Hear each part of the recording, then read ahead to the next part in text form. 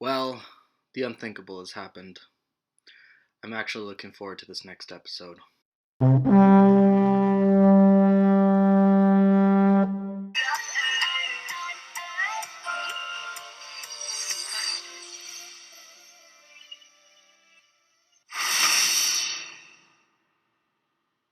啊，现在是2群劳动时间啊，场地整理完了没？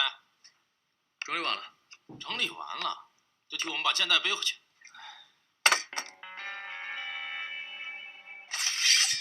拿剑吧，给你展示什么是真正的击剑。乖乖回到2军，当一个乖宝宝去。哼，你们是振宇击剑队的吧？振宇击剑队怎么？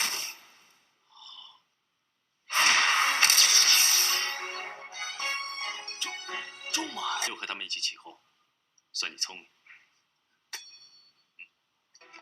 我看你这握剑姿势就不对了，不能满弯抓，一定要靠你的手指，用手指去控制你的剑尖。满弯抓的话，这样子你会靠手腕去发力，这样剑就会很慢。哥，你能拿到奥运金牌，有没有那种独门大绝招啊？能不能教教我？哎，教你们也没什么问题。看呢，我们最重要的是要把基本功练好。那从手上开始，包括腿上它整个的移动的平稳，一定要练得很扎实。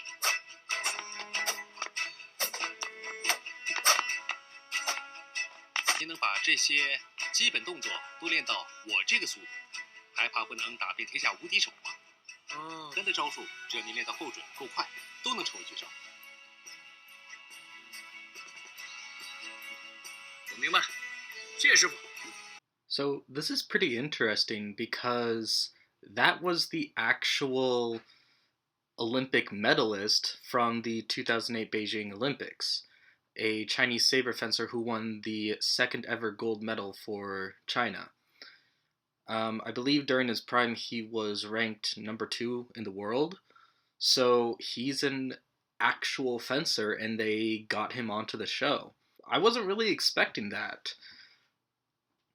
But what that means is that everything that he was doing, all of his movements, all of his, every tiny thing that he was doing, that was all accurate. I didn't really recognize his name, but before I looked him up, I noticed that a lot of his movements were like everything was being done correctly. Everything was correct. Everything was, it looked like every single movement had a lot of experience behind it. And so I looked it up, and it turns out, yeah, this is an actual guy. He actually did everything that they just said he did. And you can tell that, he's very relaxed, and his form is something that he's been working on for a very long time. His arm positioning, how he's sitting on his legs, every single thing that he's doing is correct. And it's not just a case of an actor getting a lot of lessons. This is a case of a fencer who has actually spent, I think, his entire life fencing. And everything he said was also correct. The thing is, with a saber, because of the knuckle guard wrapping all the way around, you pretty much always have to have a straight grip.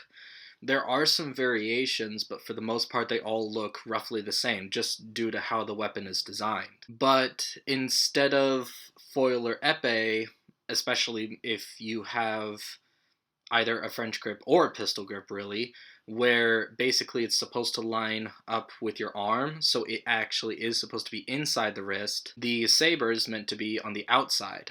It's not, right in the middle of your hand, it kind of extends down beyond it. And so this allows you to have a good grip on it while being able to make a lot of small, tiny little movements with just your fingers, which is, if you can get down that ability, is a huge advantage in being able to control your blade.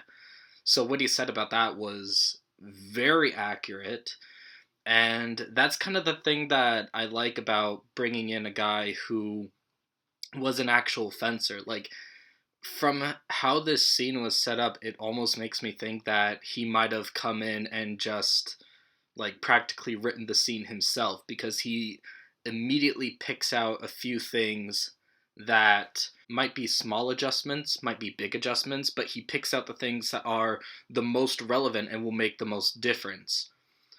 And that's the kind of thing that I see all the time when less experienced fencers approach more experienced fencers and ask them how they can improve. If you notice that a beginning fencer who is asking you for advice is doing a couple things wrong, but it's all stemming from one problem, of course you're going to tell them about that one problem. You're going to be as efficient with your advice as possible. And that's what I'm seeing here. He's not giving some kind of vague advice about being faster or trying to fix the problem from a different angle, like, telling him, something that basically does not fix the problem.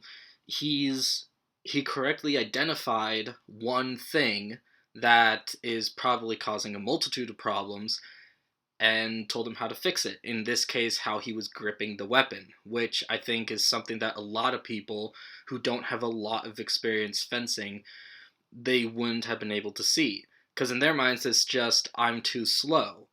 I need to go faster. I need to put more effort in. But to a more experienced fencer, they'll see that you're slow because of, this is out of position, or you're not moving correctly in this way. They'll properly identify the root cause of the problem. That's exactly what I saw happen here. So I really actually like everything about this scene. He also mentioned, not really having a shortcut to success. There is no big magic move to just win it all. I think that's sort of obvious that anyone would be able to tell that, that's not really true, that, there is no one secret move to, beat anyone. Just really keeping things simple and efficient can really take you a long ways. No matter how many years you put into fencing, you still practice the basics all the time, and a lot of the simplest moves are the most effective, particularly if they're well practiced. It's like the Bruce Lee quote, I don't fear the man who has practiced 10,000 kicks, I fear the man who has practiced one kick 10,000 times. It's totally true. There's only a set amount of moves that you can really do in fencing, but even the most simplest ones can just be executed perfectly if you've worked enough at them. So it's not always about finding, the most clever thing. It's about performing the action the best. So even if it's a simple extension, it can still, if performed in the right way at the right time, can still lead to a beautiful touch. It doesn't matter that it was simple, that it wasn't very complicated. If it was performed well, it can do wonders. So if you're looking at this show trying to find real, authentic fencing, or even just someone talking about fencing in a correct manner, this is the scene, because this is an actual fencer talking about it. So I love that they brought this guy on, because he actually knows what he's doing, and he has years of experience to back it up.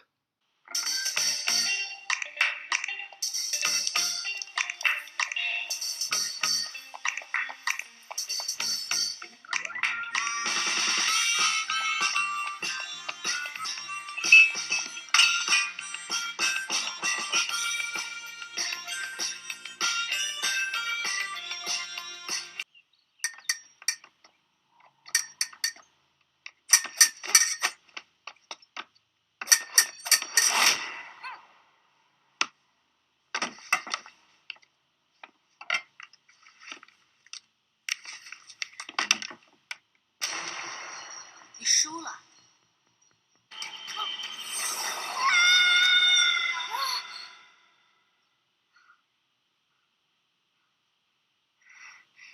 原来是梦。Okay, that was a little odd, but let's take a closer look at it. Yep, so you can tell it's back to inexperienced actors who are just kind of playing around. Their footwork, I suppose, is not bad, but that's probably the easiest thing to fake if you're not doing it too seriously. In this case, you can tell first of all, even if they are supposedly practicing, they're completely ignoring right-of-way. Several attacks are being made all at once when the priority should have transferred after the first one. They're also not really cutting, they're slashing, meaning they're kind of keeping their wrists locked. I would bet anything that they have too tight of a grip on their saber, and they're swinging from the elbow. They're not trying to really land on their opponent.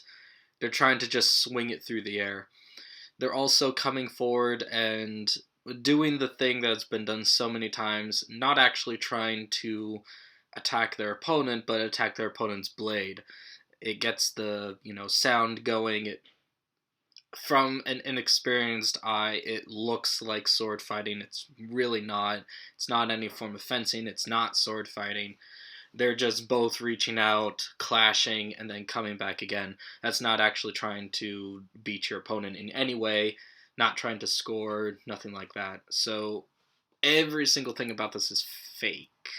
Like, a lot more than what we normally see in this show. And the little injury there, I don't even know, what could have caused that. I guess maybe if there was a whipping motion, it is possible to get bruises from that, but people don't really react like that. But that's more of an acting failure.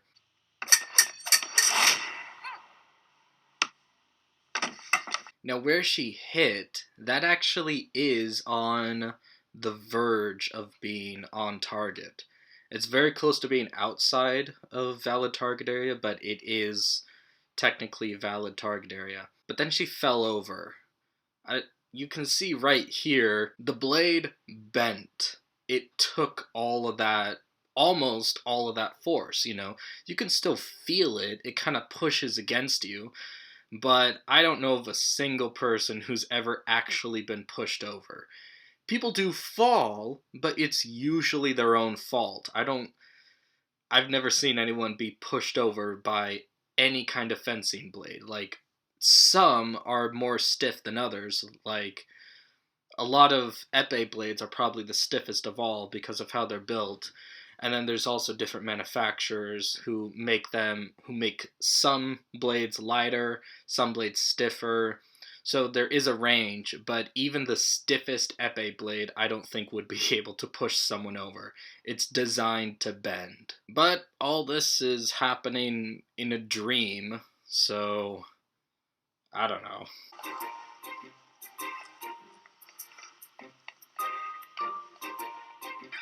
我在那儿沏了茶，快快快，来尝尝，别站着啊，坐坐坐，不招呼你们了啊！快坐坐坐坐。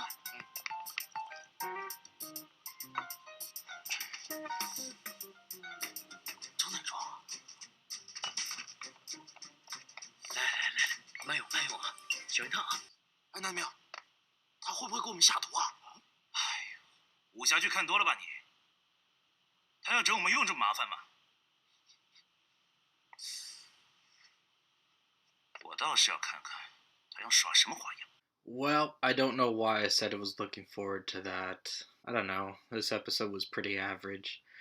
And there wasn't a whole lot of fencing in it. But they did have an actual fencer on this time. So even though some of what they showed wasn't totally correct with some of the other actors, I think this time I'll give it a 9. Because they had someone on there who knew what they were talking about and who knew what they were doing. That's probably not going to happen every single episode, but it happened this time, so that's good enough. So thanks for watching, I hope you enjoyed it, and I will see you next week. Bye.